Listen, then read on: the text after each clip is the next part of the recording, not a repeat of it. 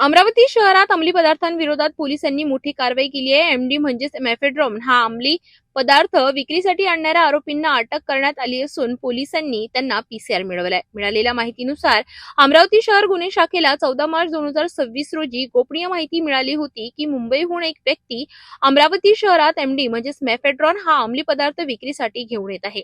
या माहितीच्या आधारे गुन्हे शाखेच्या पथकाने बडनेरा पोलीस स्टेशन हद्दीतील नवी वस्ती येथील सर्किट हाऊस परिसरात सापळा रचला। कारवाई दरम्यान पोलिसांनी 2 आरोपींना ताब्यात घेतले। अटक करण्यात आलेल्या आरोपींमध्ये मोहम्मद रफिक मोहम्मद सलीम वय वर्ष 42 राहणार अंधेरी वेस्ट मुंबई आणि सोहेल खान फिरोज खान वय वर्ष 26 राहणार छायानगर अमरावती यांचा समावेश आहे। पोलिसांनी आरोपींकडून एकूण 76 ग्रॅम एमडी पदार्थ जप्त केला।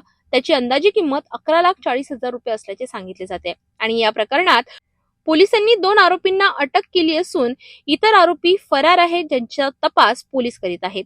अटक केलेल्या आरोपींना न्यायालयाने 18 मार्च 2026 पर्यंत पोलीस कोठडी सुनावली आहे।